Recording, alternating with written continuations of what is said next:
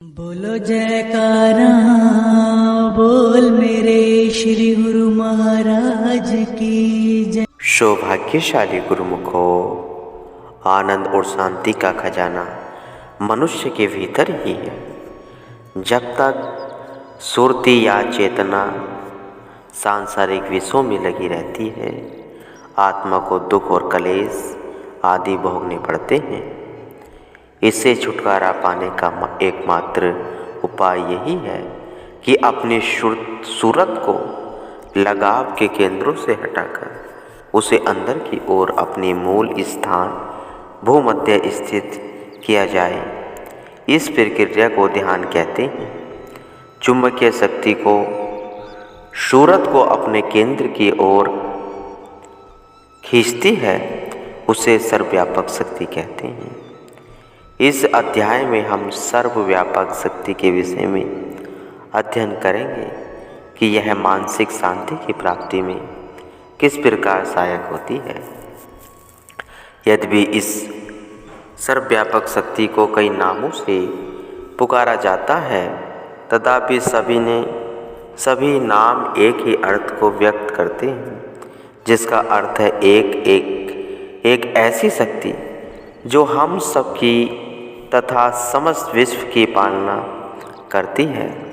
शब्द, नाम, वर्ण और लोकस, यह सबकी इस शक्ति के विविध नाम हैं।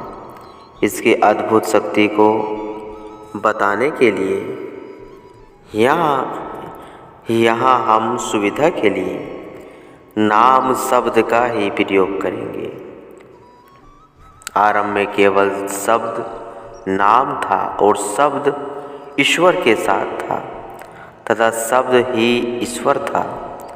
इसी तरह प्रारंभ में ईश्वर था, सभी वस्तुएं उसके द्वारा निर्मित थी और उससे रहित बना हुआ कुछ भी नहीं था। इसी प्रकार हम देखते हैं कि नाम एक ईश्वरीय शक्ति के रूप में हमारे भीतर विद्वान है, जबकि ईश्वर हमारे भीतर है और वह घट घट में व्यापक है। इसलिए उसकी शक्ति नाम भी घट घट में व्यापक है। नाम से सबकी सत्ता है, इसी से नीचे और ऊपर के लोक कायम हैं। नाम से सभी वेद और पुराणों का अस्तित्व है। इन शास्त्रों के श्रवण, मानने और निधि अध्ययन की सभी शक्तियाँ नाम पर ही निर्भर है। नाम से ही आकाश और पाताल लोक कायम है। जो कुछ भी द्रव्यमान है, सब नाम से ही है। सृष्टि के सभी विभिन्न क्षेत्रों का पालक नाम ही है। इस नाम को अपने भीतर सुनने से जीव भवसागर से पार हो जाता है, परंतु ऐसा कोई भाग्यशाली जीव ही जिस पर मालिक की कृपा हो जाए, नाम में लवलीन होकर मुक्ति पाता है। यह नाम की सर्वव्यापक शक्ति का सारांश है। हमारे मानसिक और बौद्धिक सभी रोगों का एकमात्र उपाय ही नाम है। यह हमारे अंदर निरंतर चल रहा है, परंतु इसे तब तक नहीं सुना जा सकता जब तक पूर्ण सद्गुरु से इसे सुनने की युक्ति न सीखी जाए।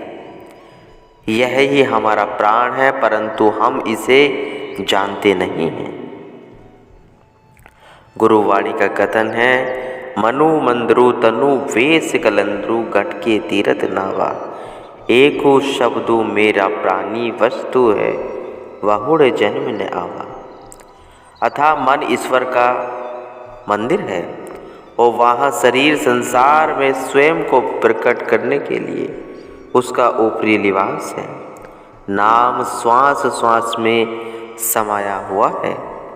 यदि कोई इस नाम में लवलीन हो जाए तो उसका वार वार जन्म नहीं होता, अर्थात वह जन्म मरण के बंधन से मुक्त हो जाता है। यह एक प्रमाणित सत्य है कि मन ईश्वर का मंदिर है। यहाँ तक कि मुस्लिम संतों ने भी कहा है, दिले इंसा ववद खाना है मोला, अतः मनुष्य का मन ईश्वर का निवास स्थान है। हमें इसी मंदिर में ही मालिक की प्रतिदिन उपासना करनी चाहिए। यहाँ 3 पवित्र नदियों का संगम है और इसी संगम स्थल पर संतों ने स्नान करने को कहा है, ताकि उसके सभी कर्म अच्छे या बुरे इससे वह जाए और वह मुक्ति को प्राप्त करे। भक्त अपने मालिक को सैकड़ों हजारों नामों से पुकारते हैं।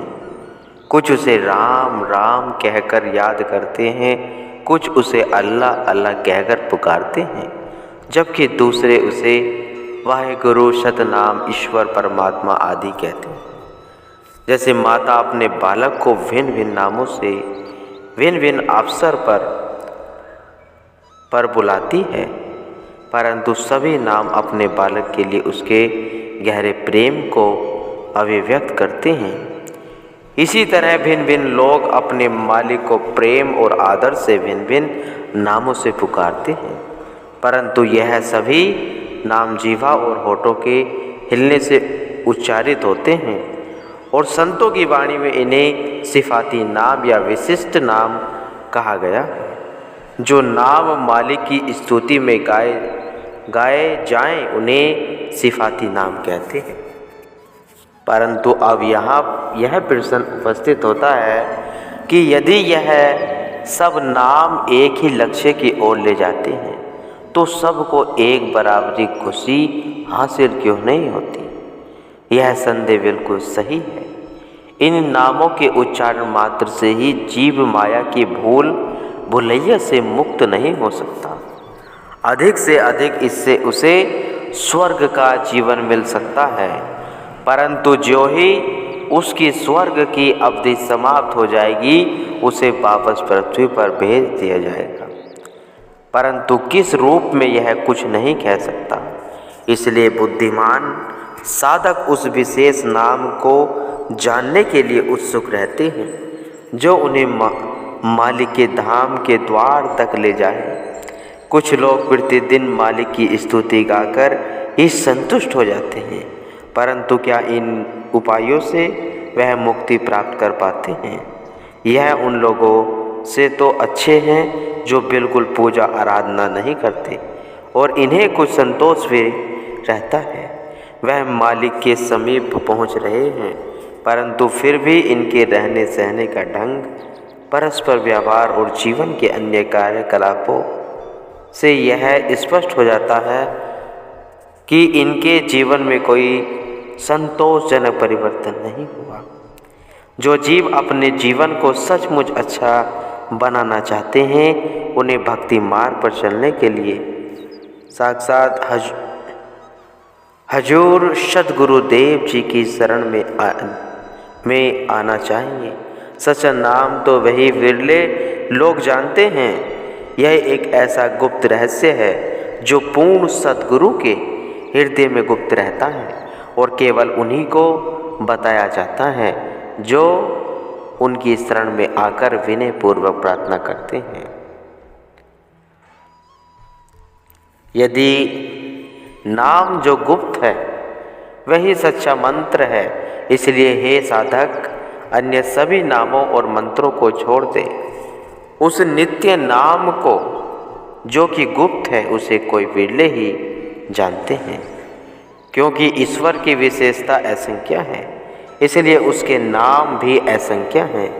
एक विशेष नाम जो नित्य है और उसका सच्चा नाम जाति नाम है, वह संतों के पास है। उसे वह केवल अपने श्रद्धालु भक्तों को ही बताते हैं। यह ईश्वर की मौज है कि उसने यह रहस्य संतों को ही सौंप रखा है। प्राय लोग यह कहते हैं कि धार्मिक जीवन बिताने, व्रत आदि रखने, तीर्थ स्थानों का भ्रमण करने, पवित्र नदियों में स्नान करने और उदारता पूर्वक दान देने के बावजूद भी उन्हें आनंद और मानसिक शांति प्राप्त नहीं होती। मन सुख की खोज हमें है, इधर उधर भागता हुआ चलायमान रहता है और मालिक के आनंदमय रूप पर स्थिर नहीं होता। भौतिक जगत की सभी सुख सुविधाएं उनके पास बहुत याद में होते हुए भी भीतरी आनंद, जिसका संत अपने उपदेशों में प्राय उल्लेख करते हैं, का वे कभी आस्वादन नहीं कर पाते। इसी प्रकार की पेचीदा प्रश्न कई साधकों द्वारा पूछे जाते हैं। आनंद हासिल न करने का प्रमुख कारण यही होता है कि उन्होंने पूर्ण सद्गुरु से नाम की दीक्षा प्राप्त नहीं की होती। चाहे जो भी धार्मिक कार्य वह कर ले, जैसे मंत्रों का जाप, भजन, नावली, गान, स्तोत्रों का गायन का दान देना आदि, यह सभी ब्रह्म क्रियाएं हैं और इंद्रियों द्वारा होती हैं। आनंद तो न किसी ब्रह्म विषय में है और न ही ऐसी उन क्रियाओं में है जहाँ मन को इंद्रियों द्वारा इसे प्राप्त करने के लिए बाहर जाना पड़े। जब तक मन आनंद पाने के लिए वहाँ जगत में भटकता रहेगा, तब तक वह रस भोग के अपने स्वभाव को नहीं बदल सकेगा। साधक चाहे कितनी बार राम राम जप ले, परंतु वह कहीं नहीं पहुँच पाएगा। राम राम सबू को कहे, कहे राम न होए, गुर प्रसादी रामु मनी वसे, तय फल पावे कोई। अर्थात सभी राम राम रटते हैं, परंतु रटने से ही किसी को शांति नहीं मिल सकती। जिन्हें सद्गुरु से नाम प्राप्त है, केवल वही अपने धार्मिक कार्यों का फल पाते हैं और राम के भक्त कहलाते हैं। हम सब मालिक की महिमा सुनते हैं और उसे कई नामों से पुकारते हैं, परंतु हमें उसका पूरा फल नहीं मिलता। ऐसा क्यों? पहले तो जो नाम हम जपते या जो धार्मिक कृत्य हम करते, वे हमारी अपनी इच्छानुसार होते हैं और उनका निर्देशक होता है हमारा मन। मालिक या सद्गुरु के वचनों का हम दृढ़ता से पालन नहीं करते, इसलिए हम धर्म के नाम पर जो कुछ भी करते हैं वह सब मन के दायरे में ही होता है। मन स्वयं माया रूप है और अपनी इच्छानुसार सब कार्य करता है, परंतु कितनी ही ऊंची उड़ान क्यों न भर ले, माया के बंधनों को यह मन पार नहीं कर पाता। रामायण में भी कहा है, गो गोचर चह लगे न मन चाही, जो सब माया जानू भाई।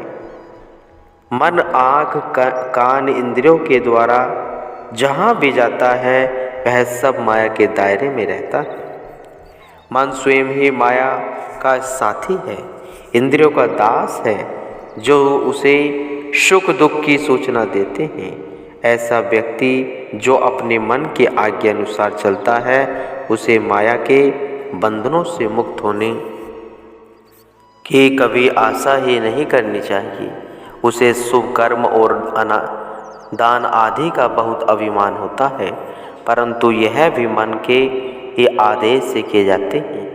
वह जितने भी धार्मिक अनुष्ठान करता, सब मनमति के घेरे में ही होते हैं। निसंदेह जीव के यह सब कर्म और उद्देश्य शुभ होते हैं, परंतु सभी मन और माया द्वारा नियंत्रित और परिचालित होते हैं। जीव के सभी शुभ कार्यों में मन का ही प्रभुत्व होता है। जब हमारे धार्मिक कार्यों में मन और माया की सदा प्रधान है, तो माया के कठोर बंधन से छूटने की आशा करने ही भूल है। संत कबीर साहिब जी कहते हैं, मन मुरीद संसार है, गुरु मुरीद कोई साध, जो माने गुरु वचन को तय का मता आगाध। श्री कबीर साहिब जी कह रहे हैं, कोई विरले संत महापुरुष ही सद्गुरु के मुरीद हैं, से सभी इस संसार में मन के ही दास हैं। जो सद्गुरु के वचनों के अनुसार चलते हैं, उनकी आत्मिक खुशी का तो वर्णन ही नहीं किया जा सकता। अज्ञानी जीव चाहे कितने भी प्रियतन क्यों न कर ले, माया के बंधन से कदापि मुक्त नहीं हो सकते। अज्ञानता का अर्थ है अंधकार में किया गया कोई भी कार्य पूर्ण और सफल नहीं हो सकता। ऐसे व्यक्ति अपनी उन्नति के लिए कुछ नहीं कर पाते। जैसे तुम बोओगे वैसा ही काटोगे, यह एक पुरानी कहावत है। इस तथ्य में कोई इनकार नहीं कर सकता कि शुभ कर्मों का फल अच्छा ही मिलेगा, परंतु वही कर्म यदि मन के कहे अनुसार न करके पूर्ण सद्गुरु की आज्ञा अनुसार किए जाएं, तो उनका परिणाम निश्चय ही बड़ा शानदार होगा और स्वाभाविक ही वे शुभ फल देने वाले होंगे। गुरुमुखो।